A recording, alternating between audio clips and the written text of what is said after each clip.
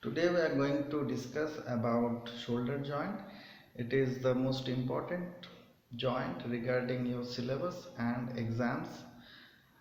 If you read this properly, if you see this video, you can answer 20-mark question shoulder joint, as well as you can answer many muscles which can be asked for short notes surrounding the shoulder joint, which have role of movement in the shoulder joint. So you can see this video and you can answer 20 marks for shoulder joint as well as many short notes. So weightage becomes more than 35 marks for shoulder joints. So you must not miss this video.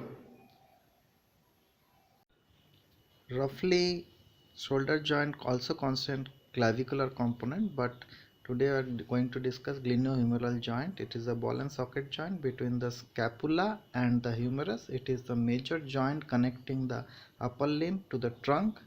It is one of the most mobile joint, but it is weak. It is diarthrosis, synovial, ball and socket, polyaxial or multiaxial, and simple according to bony contribution, simple according to capsular cavity. It is proximally bony contribution is scapula and distally bony contribution is humerus. Proximally smooth concave glenoid cavity of scapula reinforced by glenoidal labrum, and distally articular surface is head of the humerus. Capsular ligament encircle entire glenohumeral joint attached medially above the circumference of glenoid cavity beyond the glenoid ligament, laterally below the anatomical neck of the humerus, thicker above and below, loose and lax, allow bones to separate from each other. Muscles supporting these capsular ligaments are superiorly supraspinatus, inferiorly long head of triceps, posteriorly tendons of infraspinatus and teres minor, anteriorly tendons of subscapularis. Openings of the scapular ligaments are anteriorly below coracoid process, connection between synovial membrane of the joint and bursa beneath the tendons of subscapularis muscle, between the two lattice tuberosities passes the biceps along the head, posteriorly not always observed. Now fibro cartilage rim attached to round the margin of the glenoid cavity, that is glenoidal labrum, triangular on section, thickest portion at the circumference of the cavity, free edge is sharp and thin, continuous above with long head of biceps, synovial membrane, reflects from margin of the glenoid cavity over fibrocartilaginous rim surrounding it, over internal surface of capsular ligament, covers lower part of the sides of the anatomical neck. Now relation of the bursa, subscapular bursa, infraspinatus bursa and subcoracoid bursa. You can here see in the diagram the green three have been pointed. You can clearly see three bursas. One have not been shown in this diagram. It is in gray color. Now relation of the muscles: above supraspinatus, below long head of the triceps, in front subscapularis, behind infraspinatus and teres minor. Deltoid is placed almost externally and covers the articulation of the outer side as well as in front and behind. Similarly, pectoralis major also covers from anteriorly. Vessels and nerves in relation: axilla, they are axillary artery, axillary vein and its tributaries. Axillary artery also have branches, and axillary nerve and its branches, and components of brachial plexus also branches. Now glenohumeral ligament have three segments: superior glenohumeral ligament, middle glenohumeral ligament and inferior glenohumeral ligament. Superior glenohumeral ligament, you can see in the diagram, resist inferior translation in rest or adduction of the arm, well developed in 50% cases. Middle glenohumeral ligament, you can see in the diagram, great variability in proximal attachment and morphology, absent in 30% cases, so only visible in 70% cases. Resist inferior transition of abduction, and the inferior glenohumeral ligament, three components are there: resist inferior, anterior and posterior translation. You can see in the diagram here, reds encircled.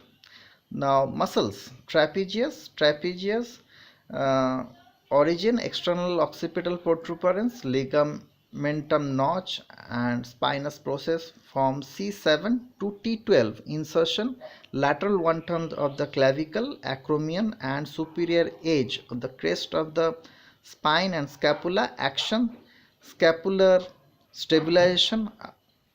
Now muscles, deltoid, origin lateral one-third of the clavicle, acromion process, spine of the scapula and insertion deltoid tuberosity, action shoulder abduction and nerve supply, axillary nerve.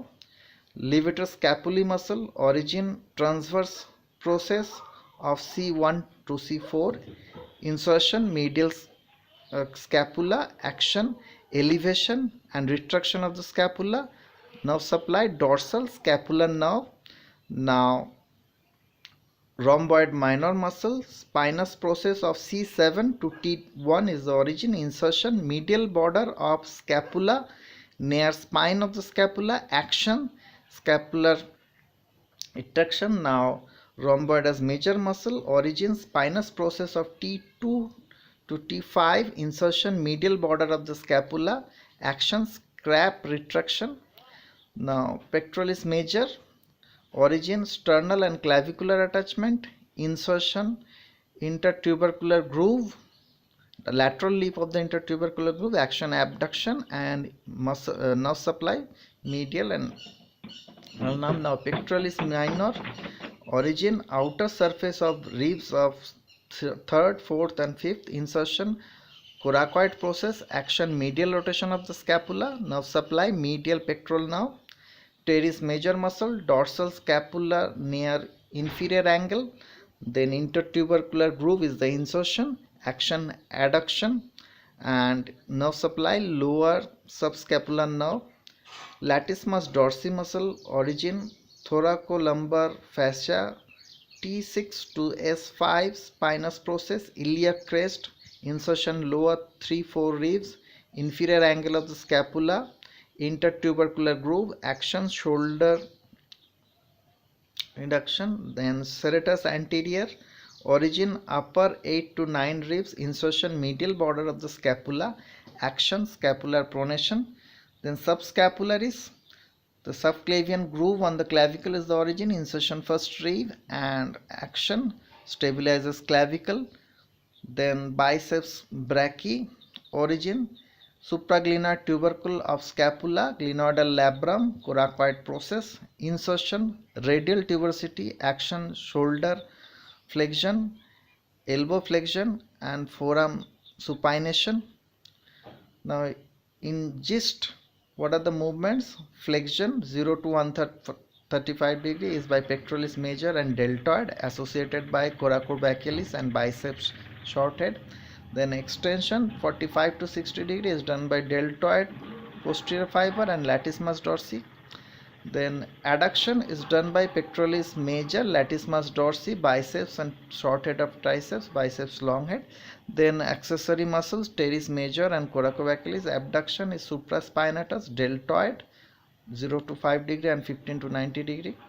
Then medial rotation is done by pectoralis major, deltoid, latissimus dorsi and teres major, associated by subscapularis. Lateral rotation or extension is done by deltoid posterior fiber, infraspinatus and teres minor muscle. You can see the movements above. Circumduction is the combination of all these movements and they are done by obviously all those muscle and intervened by all those nerves. Arterial supply, anterior circumflex humerus artery, posterior circumflex humerus artery and posterior subscapular vessels. So subscapular, here these are the arterial supply, and venous drainage corresponding vein. So this is the circulation you can see. Now anastomosis around shoulder joint, also called scapular anastomosis. The scapular anastomosis is a system connected, contains cervical artery, their corresponding axillary artery, forming a circularity anastomosis around it. Here you can see the anastomosis, the subscapular artery, circumflex circumflex branch of subscapular artery, axillary artery itself, its branches are there.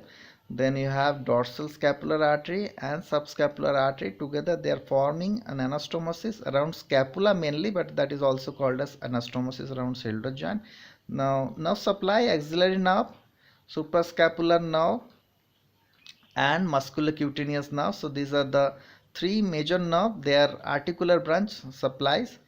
Applied shoulder dislocation can be anterior and posterior. The first one is normal anatomy, and second one is anterior dislocation, and third one is posterior dislocation. You can tally the diagram along with normal, so that you can, in radiology, you can identify. So this is a AP view of posterior joint.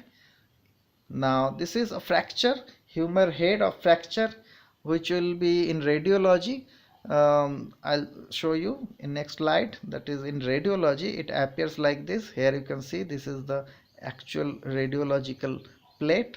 The arrow mark shows you the fracture at the neck of the humerus. So that is called a surgical neck of the humerus, where the fracture occurs due to torsion. Due to extra torsion, clavicle may also get fracture. Now other applieds are Erb's paralysis, Clump's paralysis, upper motor neuron paralysis, which creates spasticity, lower motor neuron paralysis, which creates flaccidity. Frozen shoulder is arthritic problem. So that's all for today. Thank you and stay connected.